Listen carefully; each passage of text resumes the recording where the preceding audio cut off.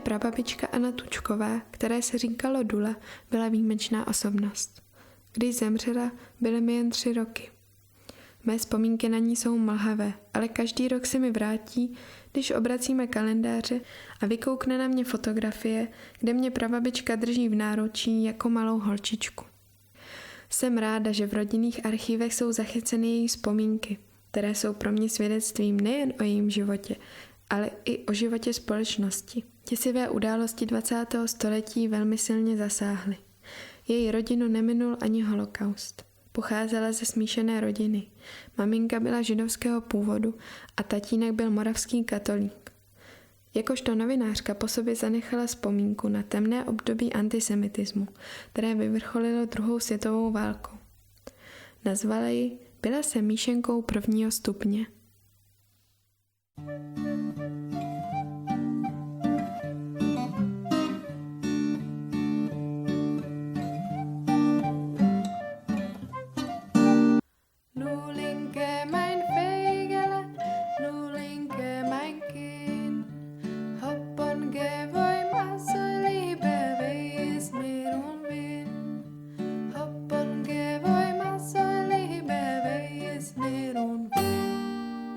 Moje matka se narodila v roce 1904 v židovské rodině.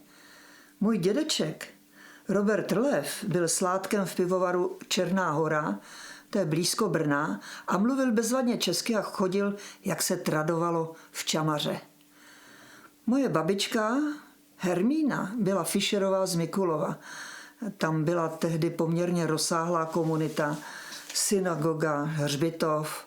No a tak si nesla do života větší potřebu zachování příkazů židovského náboženství.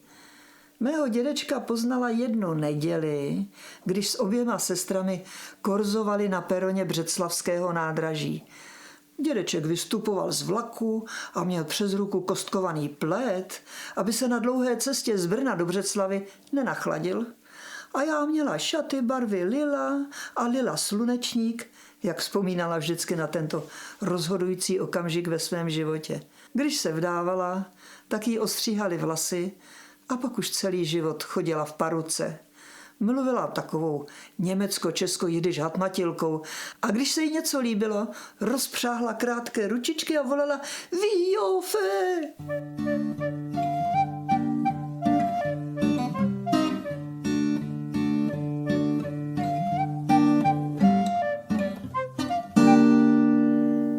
Sestra Irena, ta se prodala do Šanghaje za bankéře a Berta do anglického Brightonu. Mikulovští židé, kteří žili na obchodní cestě, která vedla do Vídně, považovali své městečko vždycky za předměstí velkoměsta, do něhož jezdili kočárem do divadla a vůbec byli takoví veltmani. Babičce se v Černé Hoře tedy moc nelíbilo a tak prosadila, že se odstěhovali do Brna a dědeček pak v ulici v Hlinkách, to je naproti dnešnímu výstavišti v Pisárkách, provozoval zasilatelství piva. Z dětství si pamatuju na vůni sladu z blízkého Starobrna a na koňské povozy, které zastavovaly na dvoře. Pod dohledem dědečka, vykloněného z okna v prvním poschodí, z kontoru, tak říkal své kanceláři, vykládali a nakládali pivo. Levovi měli 2 děti, Roberta a o víc než o 10 let mladší Anne-Marie, a to byla moje matka. Robert byl krásný mladý muž a strašně mu slušela uniforma rakouského důstojníka. No jo, ale zřejmě asi toho moc nenabojoval, protože konferoval a hrál v armádních kabaretech a divadlech. Když skončila válka, věnoval se ve Vídni této činnosti, hrál i v prvních rakouských filmech. Nakonec se odstěhoval do Švýcar, kde postupem času vedl různá kabaretní divadla v Curychu, Bernu a tak. Maminčin osud byl jiný. Když jí bylo 18, tak se seznámila s tatínkem, který o Velikonocích zpíval v černohorském kostele v Paších Pontského Piláta. Tatínek, tedy doktor Karel Novotný, už byl tehdy advokátem v Brně a navíc od roku 1918 za lidovou stranu poslancem v Národním shromáždění. Statný černovlasý muž a půvabná světlovlasá dívka se vzali. A myslím, že ani jeden, ani druhý toho nikdy nelitovali. Můj otec byl přesvědčen, že jeho žena změnu snadno zvládne a tak jako ostatně všechno zvládal i on sám. Pocházel ze 14 dětí z Nojemského krejčího. Od 10 let, kdy si páteři všimli, že má krásný hlas a vzali ho do Vídně do kláštera, se o sebe staral víceméně sám. Byl sboristou na kůru, vystudoval gymnázium i právnickou fakultu, dával kondice během školního roku i o prázdninách jako preceptor na různých zámcích. Pak se přestěhoval do Brna a v Cyrilo-metodějské záložně na Zelném trhu získal kancelář. Od počátku prosperoval, protože jako obhájce byl bojovný a za svého klienta se vždy bil až po urážku soudců. Maminka se dala před svatbou pokřtít. Otec najal učitelku, která k nám chodila každý den a učila maminku, která do té doby mluvila brněnštinou, spisovné češtině. Měla úspěch. Maminka se naučila česky tak, že jsme jako děti ani netušili, že by někdy mohla mluvit jinak. A i její písemný projev byl bezchybný. Jen někdy škobrtla o slovesný vid. Bez potíží vplula do brněnské české společnosti, v níž otec jako národovec hrál významnou roli a podílela se na všech aktivitách poválečného českého Brna, na budování divadla. Například jeli s V.V. Štechem a ještě jinými umělci do Paříže, aby se poučili, jak se to dělá. Také působila v Českém čtenářském spolku a jeho každoročním bále Šibřinkách. Byla členkou klubu českých turistů a tak dále. Prostě byla krásná, veselá, vtipná a měla hodně přátel.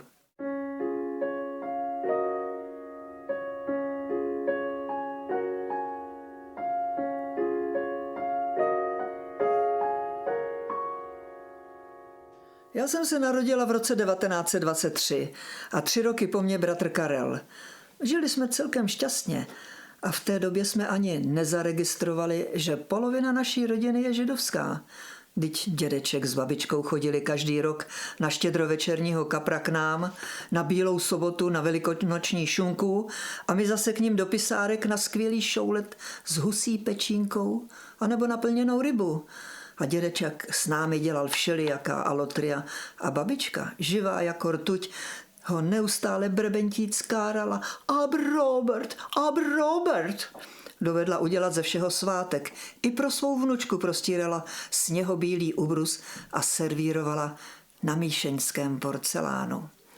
Vidím ji, jak běží domem na svých maličkých nožkách a křičí: Robert, zahoď to cigáro, pojď ke stolu!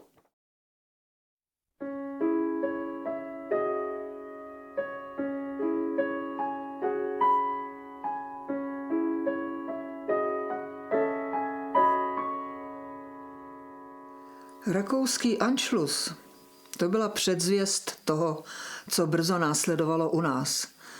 Téměř každý večer brněnští hákoši v bílých punčochách pochodovali naší Joštovou ulicí a řvali: Wir wollen heim ins Reich. Chodila jsem tehdy už do gymnázia a nosila na klopě odznak Viva la Libertad en España. A začala si uvědomovat, že i na nás se řítí katastrofa. Hodní Švýcaři, kteří nechtěli mít nepříjemnosti s německou ambasádou, která ustavičně protestovala proti Ronajovým vtipům na Hitlera, tak mého strýčka ze dne na den vypověděli ze země. On přijel do Brna, usadil se u rodičů a rozvěsil po stěnách obrázky, které mu darovaly různé hvězdy. Některé byly na tehdejší měřítka málo oblečené. A babička zamykala dveře jeho pokoje for den Kindern. Strýček za pomoci brněnských židů, kteří vlastnili zdejší textilky, založil ve Francouzské ulici kabaret Kif, který útočil proti fašismu. Hrát však nebylo možné, protože brněnští nácci znemožnili každé představení a demolovali zařízení. Strýček byl zoufalý a jedné noci se pokusil o sebevraždu. Pamatuji se, jak babička zmateně pobíhala po bytě. paruku na šišato a naříkala, ale můj energický tatínek dal strýčkovi vypláchnout žaludek a probral s ním všechny možnosti. Nebylo jich moc pro jeho další existenci. Strýček rychle zavolal do Švýcarska jedné Američance, aby přijela do Brna. No, oženil se s ní a narychlo odjeli do Kalifornie. I když samozřejmě pro jazykovou bariéru v Americe nemohl pokračovat ve své profesi. Přežil. Živil se asi dost obtížně prodejem naslouchacích přístrojů. No, nikdo z nás už ho nikdy neviděl.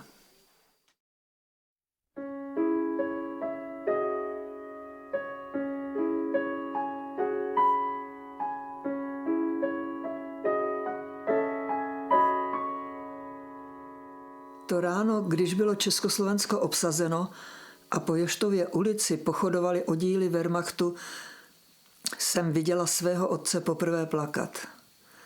Stál u okna, díval se dolů na ulici a slzy mu tekly po tvářích.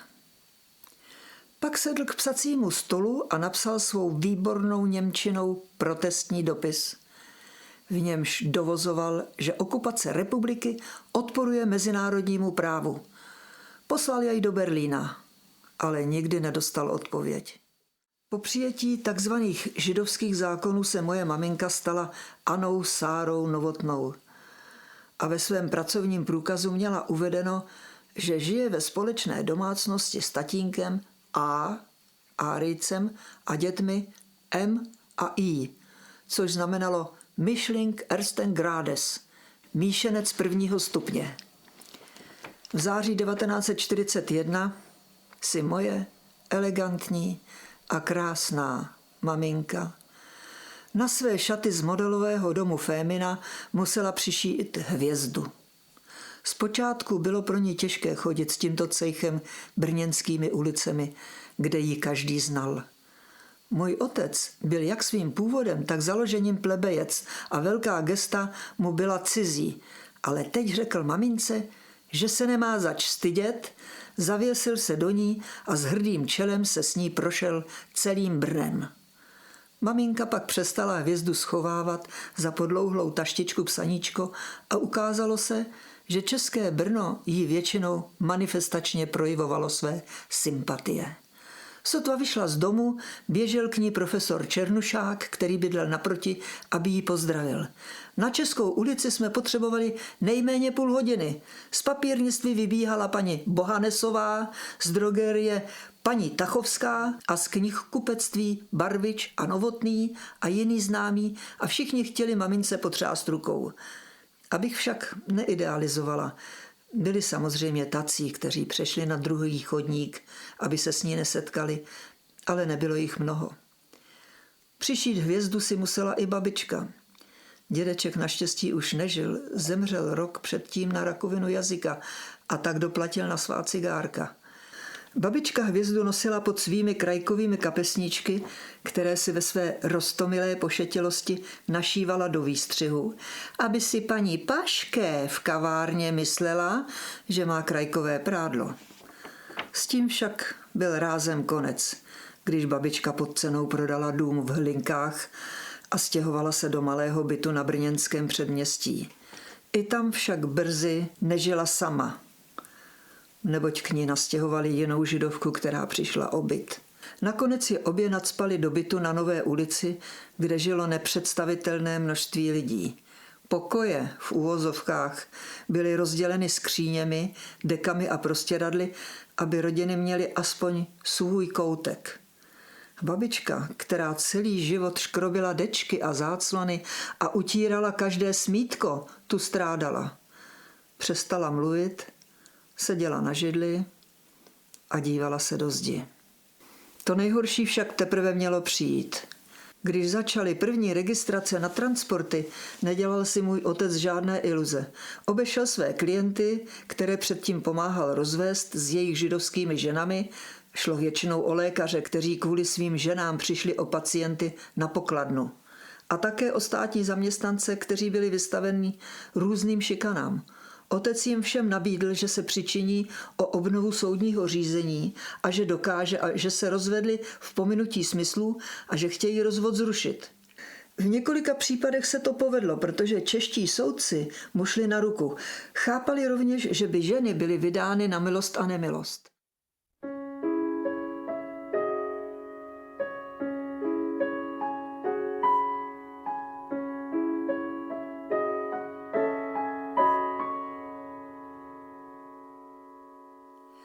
Babička byla zařazená do transportu AP Brno, který jel 31. března 1942 do Terezína.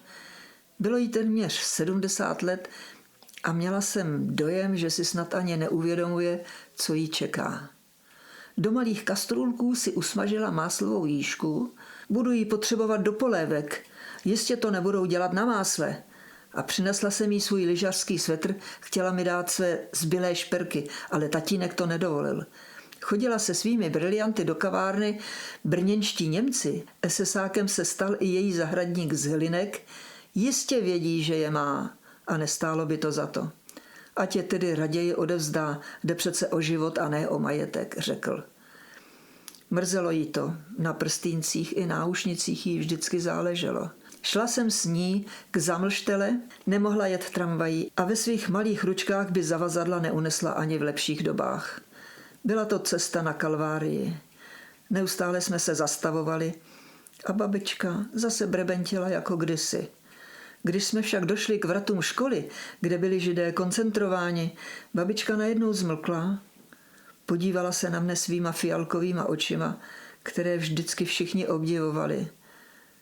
Teď se rozloučíme, já už se nevrátím, řekla. A já jsem pochopila, že moje zmatená a pošetilá babička dobře ví, že jde na smrt. Dala jsem jí do kapsy několik prázdných korespondenčních lístků s naší adresou. Vrátil se jen jediný, celý zablácený. Babička jej zřejmě vyhodila z dobytčího vagónu na cestě do Treblinky. Byla na něm jedna roztřesená věta. Gottes Willen, schick etwas zum Essen. Někdo zřejmě lístek u trati našel a hodil jej do schránky. Bylo to marné přání. Do Treblinky, kde 19. října 1942 skončila její pouť, se stejně nic posílat nedalo. Představa, že moje vonavá, krajková babička jede v páchnoucím vagóně a umírá hlady, je pro mne dosud noční můrou.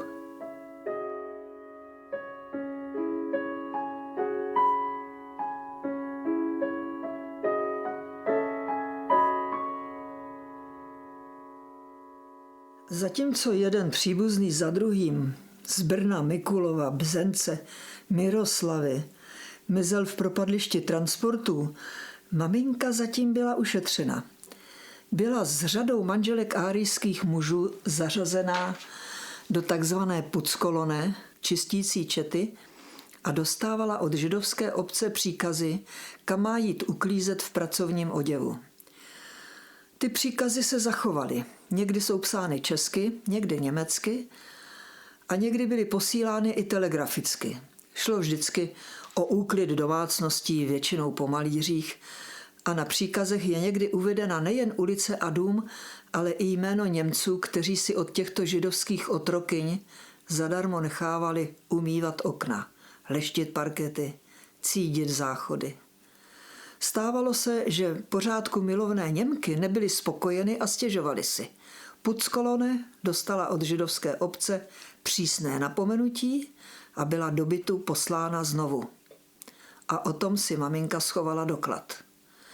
Byla velmi přizpůsobivá a rychle si zvykla na práci, kterou předtím nikdy nedělala, i na všechny další, na které byla přidělena.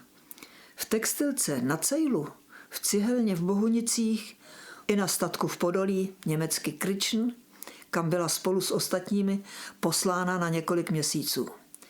Brzy se skamarádili, byli všechny na jedné lodě. Některá přátelství pak mamince vydržela celý život. Když měla odpolední směnu v cihelně, chodívali jsme pro ní, aby nemusela sama s hvězdou nočním Brnem. Pracovala těžce, ale z vrátnice vycházela čistá, v kloboučku a perfektně oblečená. Svým spoludělníkům se velmi líbila. Vždyť jí tehdy nebylo ani 45. A dávali jí své sympatie najevo. Říkali jí naše paní doktorová. A pak přišel německý povolávací telegram, že se má dostavit 13. října 1944 do Prahy, do Hagiboru. Tento telegram dostávali i jiné ženy. Jela jsem tedy s nimi v jednom kupé a jediná jsem neměla hvězdu.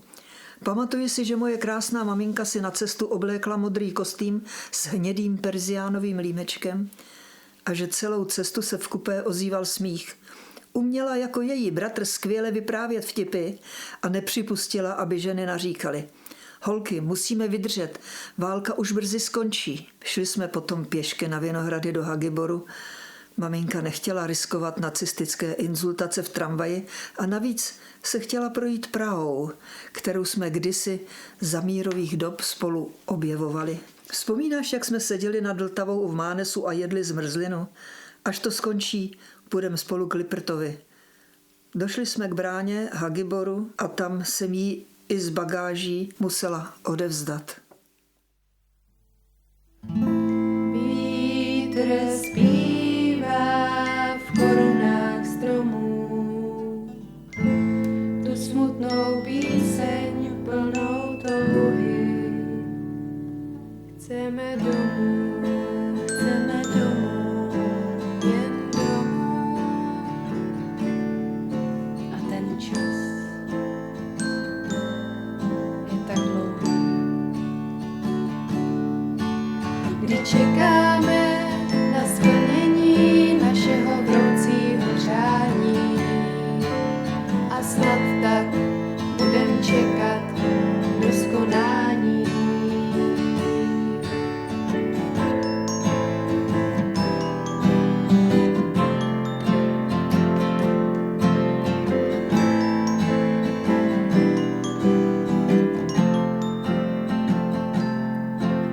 Kdy skončí se tento život plný útrap a běd, zažijem ještě několik šťastnějších let. Nikde odpověď a zase čekání bez konce. Snad za rok, za měsíc, snad zítra. A přece jednou to musí být. Bude to jednoho krásného jitra. Bude to jednoho krásného jitra. A pak začne znovu žít. A pak začne znovu žít.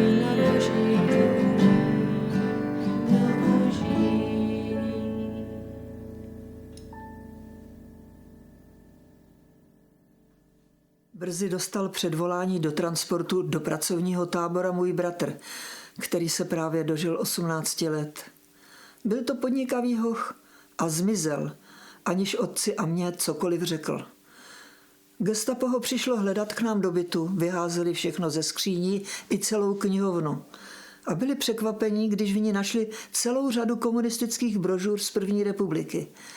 Byly naštěstí nerozřezány a otec jim řekl, že je kupoval od kolportéra, který docházel do brněnské radnice.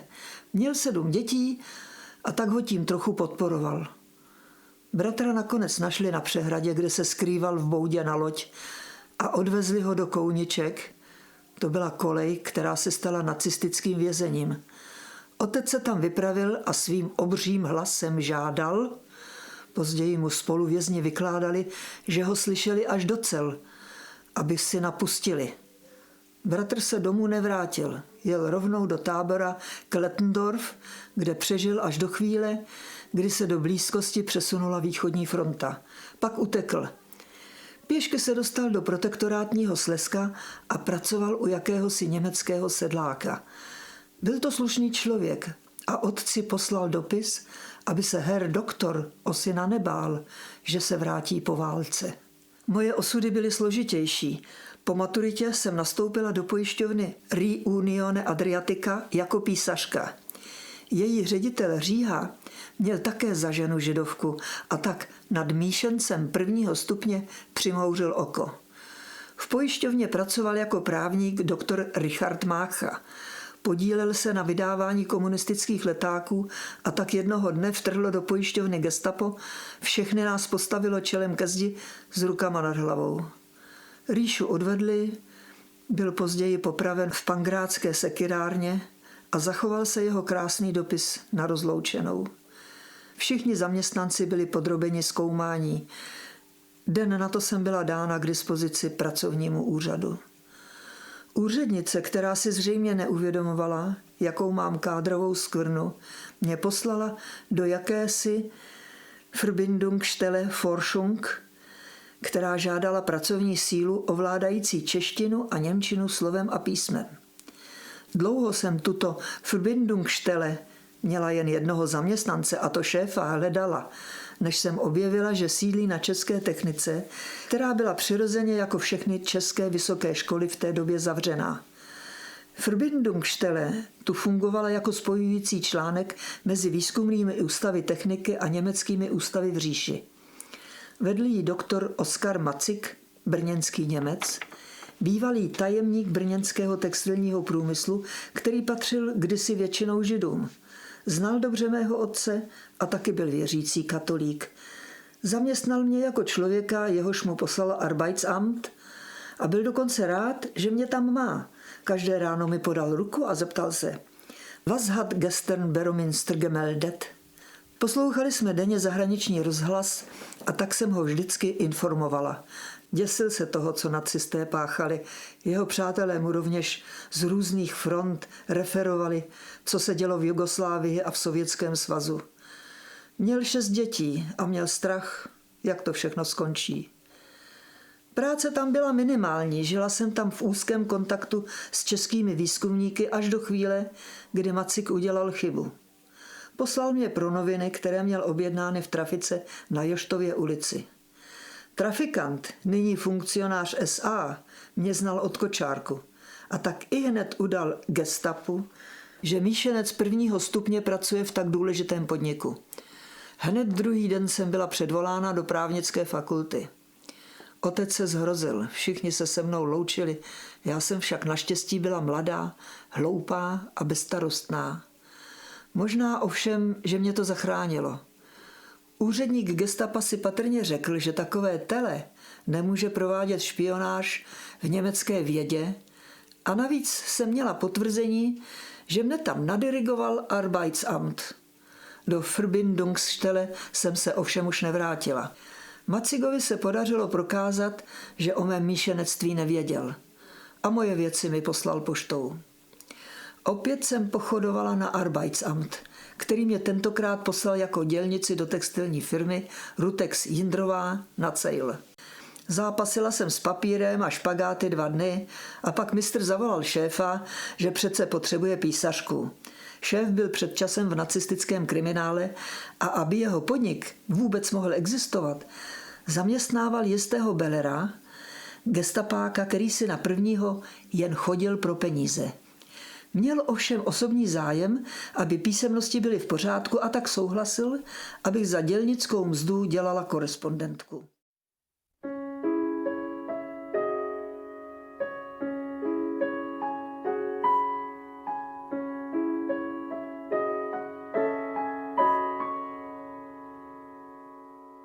Někdy začátkem prosince 1944 jsem dostala předvolání na registraci na gestapo. Ku podivu do Prahy, do úřadovny blízko Smíchovského nádraží. Byli jsme už sami s otcem, který měl tenkrát těžkou cukrovku a denně mu bylo třeba píchat inzulín. Ve své právnické naivitě se domníval, že lékařské vysvědčení o jeho chorobě a o tom, že jsem měla před rokem zlomenou nohu v kotníku, budou dostatečným důvodem, aby mě nevzali. Tehdy už byli zpátky studenti z koncentráků a nedělala jsem si iluze. Avšak Otci jsem se neodvážila odporovat a tak jsem vzala vysvědčení a jela do Prahy. Gestapák se jen zeptal, was soll das? A smetl papíry ze stolu. Vracela jsem se s přesvědčením, že mě transport do nějakého lágru nemine. Na Masarykově nádraží jsem pak spolu se zástupy cestujících prožila celou noc. Kotláři totiž předtím ostřelovali trať a vlaky nejezdily. Do Brna jsem přijela až na zítří odpoledne. V bytě čekal tatínek, přesvědčený o tom, že si mě tam nechali. Když jsem odemkla dveře bytu, uviděla jsem podruhé v životě, jak mu po tvářích tečou slzy. Byl ve špatném duševním stavu, protože nějakými kanály mu došla zvěst, aby složil značnou sumu peněz, že mamince bude usnadněn život v Terezíně. A jeho hluboce zakořeněné právní vědomí se tomu vzpíralo. O peníze mu nešlo. Byl přesvědčen, že o majetek přijde tak či onak. Obával se však, že by matku mohl přivést do neštěstí, kdyby záležitost praskla a že bych na to mohla doplatit i já a bratr. Peníze prý měly dorazit k nějakému gestapákovi v Terezíně. Jméno kontaktního člověka si pamatuju dosud, ale nechci je uvádět, protože nic z toho nemohu dokázat a mohla bych někomu ublížit. Otec tu transakci odmítl a pak se ustavičně trápil pochybnostmi, zda přece jen neměl ten úplatek poslat. Nespal, nejedl. Maminka pracovala v Terezíně na štěpení slídy a můj tehdejší snoubenec Milan Tuček ji ku podivu v lágru navštívil. Byl předtím zatčen ve studentské akci 17. listopadu a když se posléze vrátil z Oranienburgu Sachsenhausenu, byl nasazen v Klöckner Flugmotorenbau. Pracoval tam jako kurýr, který rozvážel součástky po různých závodech, i v bombardovaném Německu, a vozil zase balíčky s materiálem zpátky do Brna. Milan dostal příkaz odvést a taky dovést slídový materiál pro letadla. A tak jako červený bedrník, tehdy populární románová postava z francouzské revoluce, prošel branou Terezína a dovezl matce i nějaké jídlo. A pak už jsme s ní v Terezíně žádné spojení neměli, dokonce ani poté, co bylo město osvobozeno. Vypukl tam tyfus a maminka se dostala do karantény. Až v jednu pozdní srpnovou neděli mě lidé, slunící se na lavičkách na Joštové, upozornili: vrátila se vám maminka. Brala jsem schody po 2 do 3. poschodí, stála ve dveřích, trochu hubená, ale usměvavá a hezká jako předtím. To jsem ještě nevěděla, že si z terezínských kasáren přivezla těžký ischias, který ji pak notně potrápil. Celou noc jsme si povídali. Bratr už byl také zpátky a na zítří jsem napsala svůj první velký článek do Rovnosti, kde jsem už tehdy pracovala. Pojednával o tom, jak do Terezína přijela mise Mezinárodního výboru Červeného kříže, která se tak snadno dala oklamat.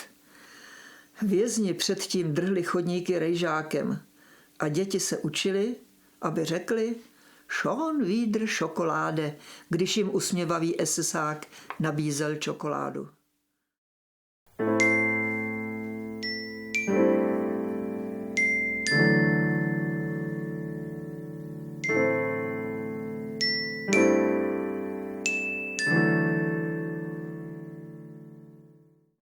Z maminčiných četných příbuzných přežili holokaust jen 2.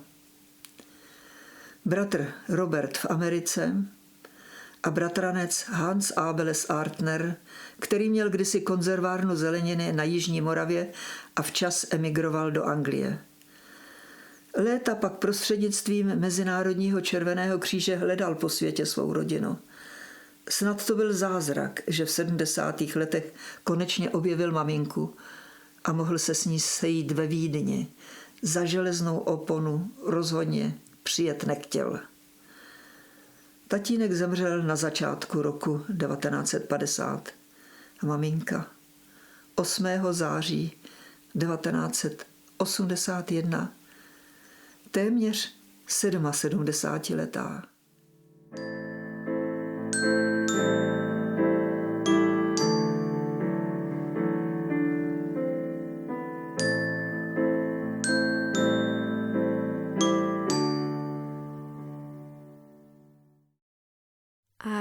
to bylo s prababičkou dále? Již ke konci válečných měsíců se dostala do kontaktu s protinacistickým komunistickým odbojem a začala psát pro noviny Rovnost. To velmi ovlivnilo život mladé dívce, která toužila po lepším světě a uvěřila komunistickým myšlenkám. Dnes se tomu můžeme divit, ale pro mladé lidi plné silných emocí a otřesných zážitků po prožití války a blízkosti holokaustu to bylo bohužel jedno z východisek. Pár let po válce se prababička se svým mužem Milanem přestěhovala do Prahy a začala pracovat jako novinářka v časopise Vlasta. Jedním z jejich počinů byla podpora a vznik dětských vesniček SOS, na čemž spolupracovala s doktorem Dunovským. Kromě redakční práce ve Vlastě také psala cestopisy a několik knih s Alojzem Svobodou, svým pozdějším druhým mužem. V 60. letech pracovala v časopise Reportér, který přinášel kritický pohled a byl průkopníkem v době tání tvrdého režimu a snahy o socialismus s lidskou tváří. To vše samozřejmě skončilo v roce 1968 okupací Československa státy Varšavského paktu v čele se Sovětským svazem. V roce 1977 byla prababička mezi prvními 242 signatáři Charty 77. Samozřejmě pak už jako redaktorka nepracovala, ku podivu mohla dělat alespoň korektury například v Lidových novinách. Sametovou revoluci přivítala s velkou radostí a myslím, že si život ve svobodné zemi s celou svou širokou rodinou velmi užívala.